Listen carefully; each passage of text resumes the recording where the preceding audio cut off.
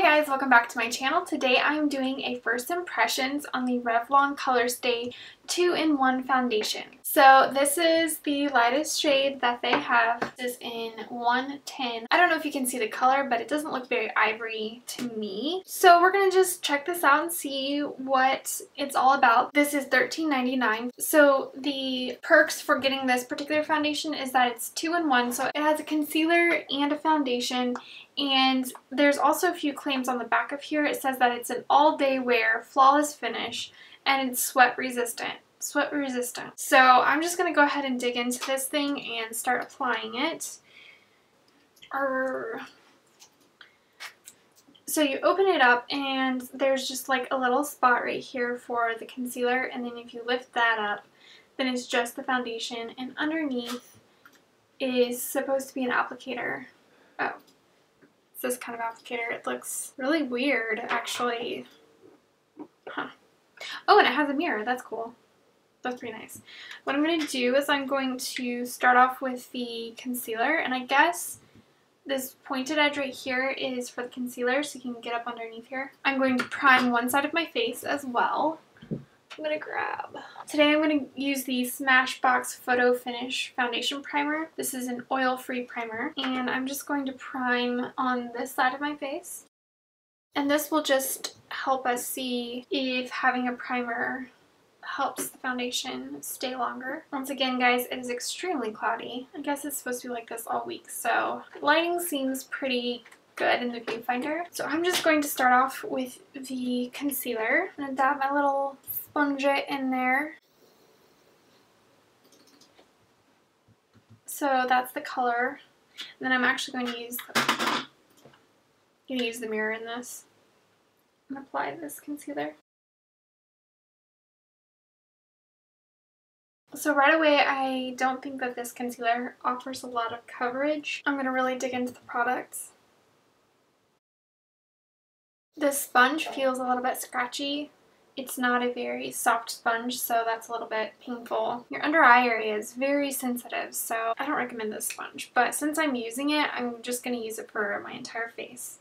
So now I'm going to go into the foundation, and I'm going to come over here to the more rounded edges, and I'm going to grab some of the foundation. That's the color. I'm going to apply that to my face.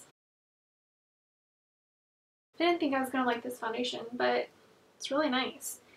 It's very deceptive in the pan because I guess it's like, since it's all pressed in, it seems really dark.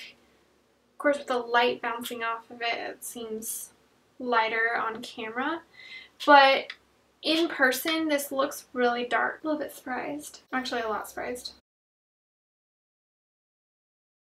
This foundation looks like it has a pink undertone to it. This isn't really hiding my imperfections around my chin. So let's see how this does.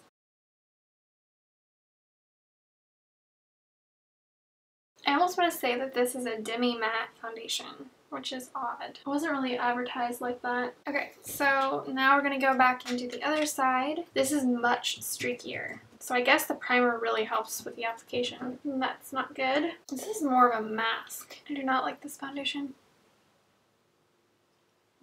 On camera, this looks like I'm white as can be, but wow, maybe it's just the natural lighting. I mean, you can absolutely tell that I'm wearing makeup. That's not the point of makeup. Like, oh, I don't know. I wonder if I need to change the lighting. Hold on.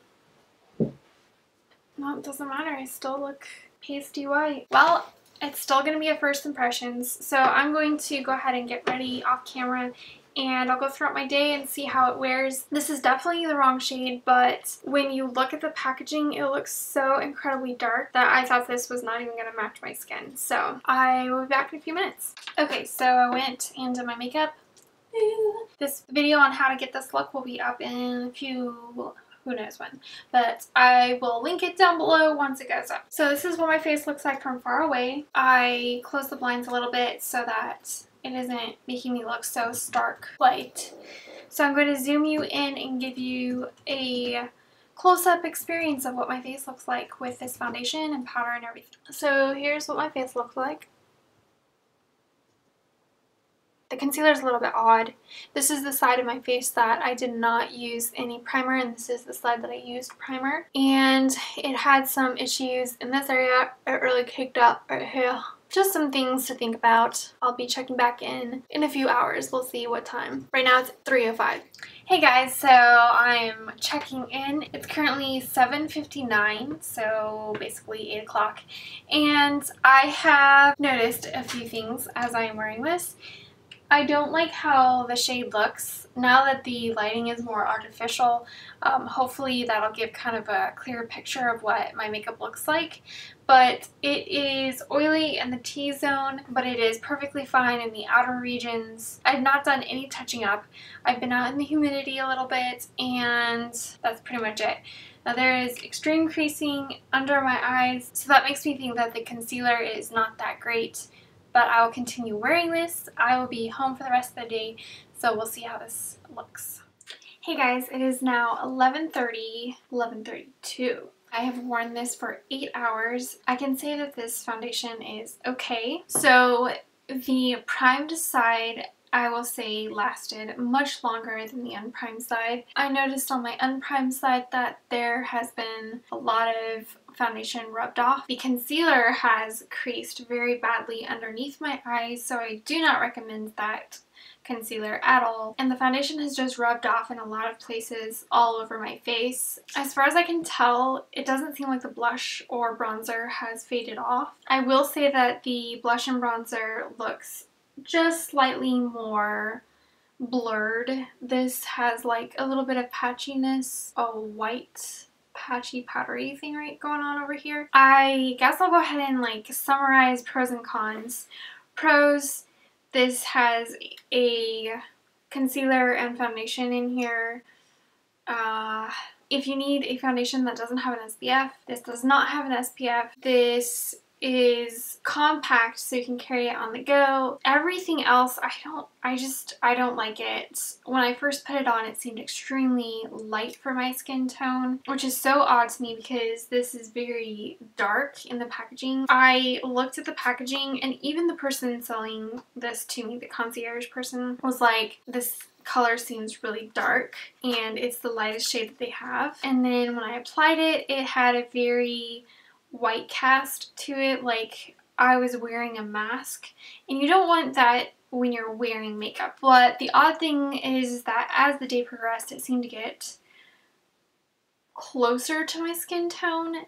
So my mind is being blown in a million directions, like what on earth is going on? Since it didn't stay put on my unprimed side, I doubt that it's sweat resistant. I just don't know that this product is worth the $13. I mean, this didn't perform very well, and honestly, my Maybelline Fit Me foundation lasts just as well. This is like, what, it can range from $5.99 to $7.99 depending on where you purchase this.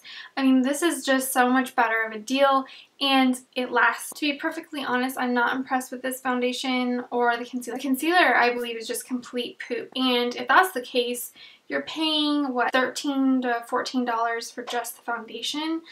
That isn't that great. It doesn't really hold up any longer than any other drugstore foundation that I've tried so far, so I am disappointed in this product, and my first impression is save your money and purchase something like Maybelline or try something else. So that is my first impressions. Let me know down below, have you tried this foundation? If you have, let me know how it worked for you. Next week, after today's video, my Tuesday, Friday schedule will be back to normal because all my weekends are taken up, and I hope that you guys understand that. Subscribe, comment, thumbs up this video, and I hope that you guys have a wonderful evening, and I will talk to you later. Bye!